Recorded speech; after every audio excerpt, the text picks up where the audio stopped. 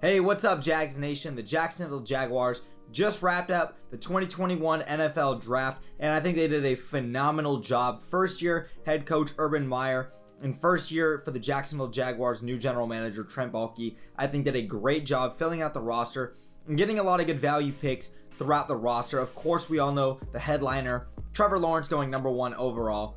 And I'm going to break down every single pick just briefly, just so I can kind of recap what the Jacksonville Jaguars did.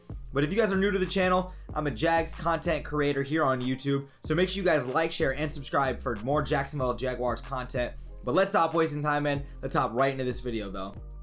So the Jacksonville Jaguars had 9 total draft picks this year, and I think that they did a phenomenal job. Starting from the top, round 1, pick 1, Trevor Lawrence, the presumptive number 1 overall quarterback. Since his days at Clemson University, I'm not really even going to get into that. The Jacksonville Jaguars have their franchise quarterback for hopefully at least 10 years of great success with Urban Meyer and Trevor Lawrence now.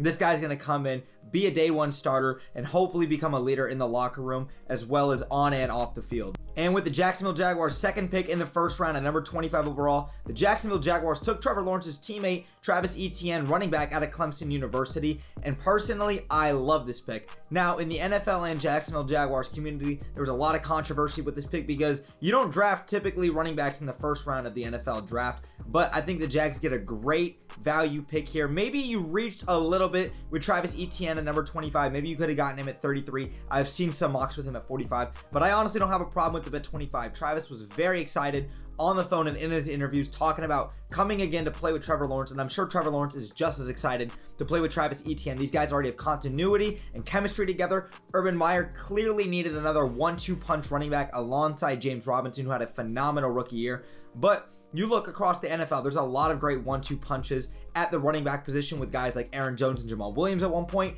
Alvin Kamara, Mark Ingram at one point, Nick Chubb, and Kareem Hunt over in Cleveland. The Jacksonville Jaguars now have that, and with Travis Etienne, he's more of an elusive pass-catching speedster running back who can also play out in the slot. And that gives the Jags another weapon, which Urban Meyer consistently preaches time and time again about big play and home run hit ability. Into the second round, at pick number 33 overall, the Jacksonville Jaguars took cornerback out of Georgia, Tyson Campbell. Now, initially, I didn't like the pick. I thought we reached for a corner when we didn't need to. The Jacksonville Jaguars already had CJ Henderson, Shaquille Griffin, who they paid money for in free agency. They re-signed Sidney Jones and Trey Herndon. I didn't think cornerback was that high up on the draft board, but the more I actually sat and thought about it, I love this pick. Tyson Campbell not only has the physical tools to succeed at the next level, but this gives the Jags another corner in the depth position. And I think that this pick is not just valuable for this year. This pick is going forward with the future, and we see the vision, what's going to be happening in the secondary. Tyson Campbell also comes in and will play a slot corner position immediately.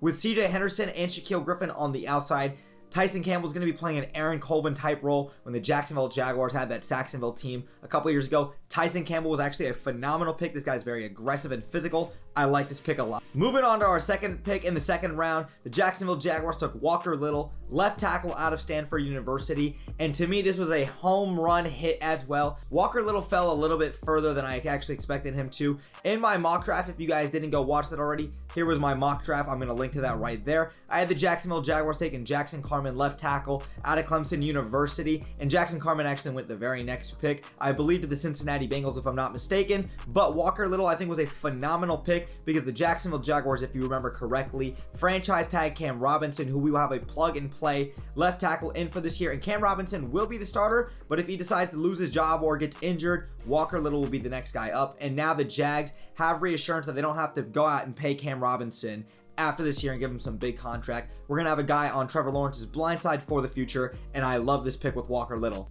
Moving on to the third round at pick 65 overall, the Jacksonville Jaguars took safety out of Syracuse University, Andre Cisco. If you ask me, this was the biggest underrated pick from the Jacksonville Jaguars in terms of value and what they get, especially in the secondary, where the Jacksonville Jaguars needed all the help that they can get. The Jacksonville Jaguars in other mock drafts were projected to get Richie Grant, Javon Holland, or Trayvon Mooring, another safety, but the Jags went Andre Cisco, and he did tear his ACL in 2020, but this guy in his 3 years at Syracuse had an absolute amazing highlight reel with pass-up breaks, hits, and interceptions. This guy was all over the field, and this guy's going to be a day 1 starter, if you ask me, alongside Rayshawn Jenkins, who the Jacksonville Jaguars got from the LA Chargers in free agency. He comes into a safety room with Gerard Wilson, Rayshawn Jenkins, as I said, Daniel Thomas, who showed some promise in his rookie year, and Rudy Ford coming over from the Philadelphia Eagles. Andre Sisco, I think, is going to be a phenomenal player for this Jacksonville Jaguars team, and I'm very excited for him. Moving on to our first pick in the 4th round, the Jacksonville Jaguars took defensive tackle,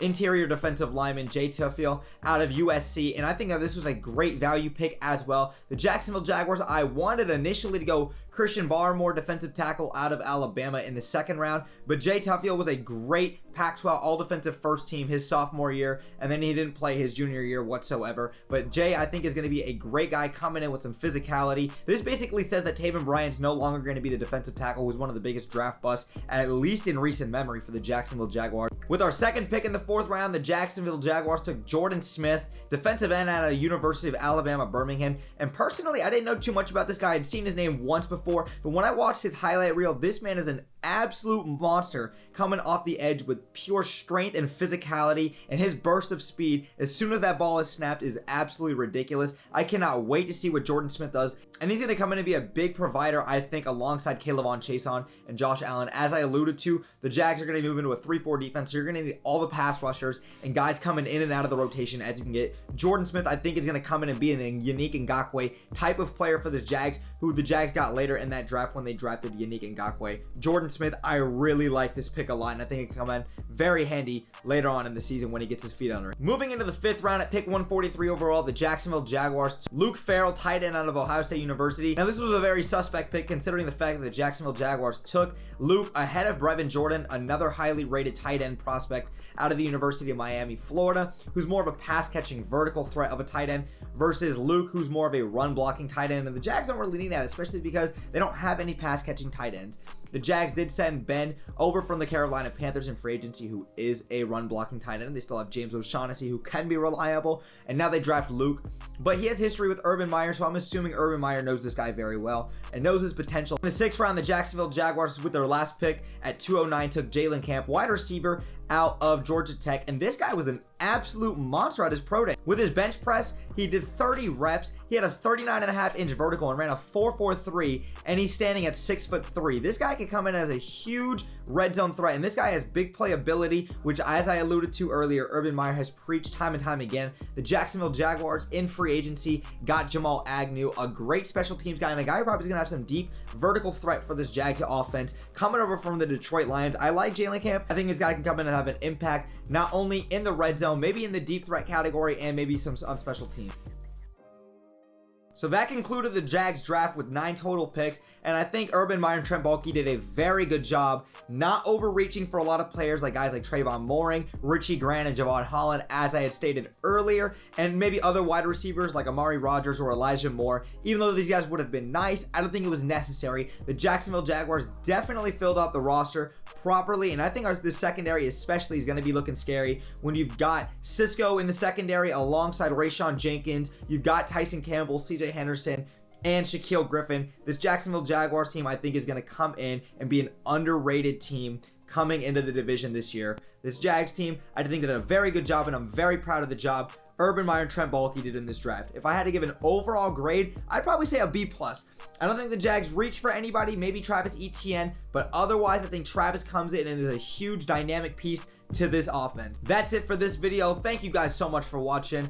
All my Jags fans out there, I want to hear, what did you guys think about Urban Meyer in this draft, and what do you guys think about this Jags roster moving forward, and what are your expectations this year? Let me know in the comments down below, and as I said, if you guys haven't already, make sure you guys like, share, and subscribe down below. It helps me and the channel out tremendously, and it only takes a moment. Last thing before I end this video, you guys got to look at this 1993 Jags vintage strip. It is phenomenal. I love it. One of my favorite shirts.